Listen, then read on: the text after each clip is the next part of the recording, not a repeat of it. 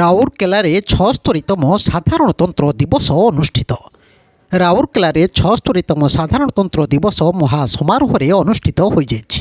ସ୍ଥାନୀୟ ଉଦିତ ନଗର ପଡ଼ିଆଠାରେ ଆୟୋଜିତ ସାଧାରଣତନ୍ତ୍ର ଦିବସ ସମାରୋହରେ ସୁନ୍ଦରଗଡ଼ ଜିଲ୍ଲାପାଳ ଶ୍ରୀଯୁକ୍ତ ମନୋଜ ସତ୍ୟବାନ ମହାଜନ ମୁଖ୍ୟ ଅତିଥି ଭାବେ ଯୋଗଦେଇ ଜାତୀୟ ପତାକା ଉତ୍ତୋଳନ କରିବା ସହ ପ୍ୟାରେଡ୍ରେ ଅଭିବାଦନ ଗ୍ରହଣ କରିଥିଲେ। ଏହି ଅବସରରେ ସେ ଭାରତର ସମ୍ବିଧାନର ପ୍ରଣେତା ବାବା ଭୀମରାଓ ଆମ୍ବେଦକରଙ୍କ ସହିତ ସ୍ୱାଧୀନତା ସଂଗ୍ରାମୀମାନଙ୍କୁ ଶ୍ରଦ୍ଧାଞ୍ଜଳି ଜଣାଇଥିଲେ। ସାଧାରଣତନ୍ତ୍ର ଦିବସ କାର୍ଯ୍ୟକ୍ରମରେ ଅଭିଭାଷଣ ଦେଇ ଜିଲ୍ଲାପାଳ କହିଲେ ଯେ 75 ବର୍ଷ ତଳେ 26 ଜାନୁଆରୀରେ ସମ୍ବିଧାନ ପ୍ରଣୟନ ହୋଇଥିଲା।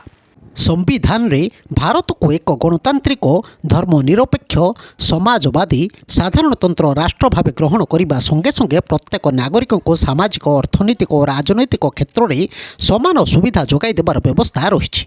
ଏହା ବ୍ୟତୀତ ଶ୍ରୀ ମହାଜନ କହିଥିଲେ ଯେ ରାଉରକେଲାର ଏକ ସ୍ୱତନ୍ତ୍ର ପରିଚୟ ରହିଛି। ଏଠାରେ ଖେଳାଳି ଜାତୀୟ ତଥା ଆନ୍ତର୍ଜାତୀୟ ସ୍ତରରେ ପ୍ରତିନିଧିତ୍ୱ କରି ସୁନ୍ଦରଗଡ଼ ଜିଲ୍ଲା ସହିତ ରାଉରକେଲା ପାଇଁ ଗୌରବ ଆଣିଛନ୍ତି। ରାଉରକେଲାଠାରେ ବିଶ୍ୱର ବୃହତ ବିର୍ସା ମୁଣ୍ଡା ଆନ୍ତର୍ଜାତୀୟ ହକି ଷ୍ଟାଡିୟମର ନିର୍ମାଣ କରାଯାଇ 2023ରେ ପୁରୁଷ ହକି ବିଶ୍ୱକପ୍ ହକି ପ୍ରୋ ଲିଗ୍ ସଫଳତାର ସହିତ ଆୟୋଜନ କରାଯାଇପାରିଛି ଏବଂ ହକି ପ୍ରୋ ଲିଗ୍ ମଧ୍ୟ ପ୍ରଥମ ଥର ରାଉରକେଲାରେ ଆୟୋଜନ କରାଯାଇଛି। ଏହା ରାଉରକେଲାକୁ ବିଶ୍ୱ ଦରବାରରେ ପ୍ରତିଷ୍ଠିତ କରିଛି। ଏହାଛଡ଼ା ଆର୍ଏମ୍ସି ଦ୍ୱାରା ପରିମଳ ବ୍ୟବସ୍ଥା ପରିଚାଳନା ଦିଗରେ କରାଯାଉଥିବା ପ୍ରୟାସ ପ୍ରଶଂସନୀୟ। ଏହି ଅବସରରେ ବିଭିନ୍ନ କ୍ଷେତ୍ରରେ ଉଲ୍ଲେଖନୀୟ ଅବଦାନ ପାଇଁ ରାଉରକେଲାର କ୍ରୀଡ଼ା ପ୍ରତିଭା ବେସାମରିକ ପ୍ରତିରକ୍ଷା ବାହିନୀର ସ୍ୱେଚ୍ଛାସେବୀ ଓ ଅଗ୍ନିଶମ ବିଭାଗର କର୍ମଚାରୀଙ୍କୁ ସମ୍ବର୍ଦ୍ଧିତ କରାଯାଇଥିଲା। ଏହାସହ ସ୍କୁଲ ଛାତ୍ରଛାତ୍ରୀମାନଙ୍କୁ ନେଇ କରାଯାଇଥିବା ବିଭିନ୍ନ ପ୍ରତିଯୋଗିତାରେ କୃତି ପ୍ରତିଯୋଗୀମାନଙ୍କୁ ମଧ୍ୟ ପୁରସ୍କାର ପ୍ରଦାନ କରାଯାଇଥିଲା।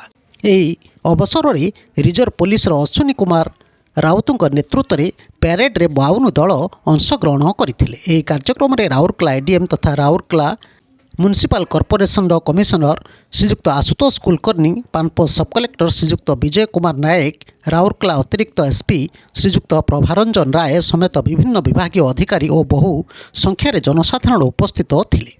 साधारणतंत्र दिवस कार्यक्रम को जिला सूचना लोकसंपर्क अधिकारी सीमा फातिमा एका और श्रीकांत षडंगी परिचालना करथिले। कार्यक्रम समापन पर जिलापाल राउरकेला मुख्य कारागार तथा अंतेवासी को मिष्टान्न और आरजीएच रोगी को फल बंटन करथिले।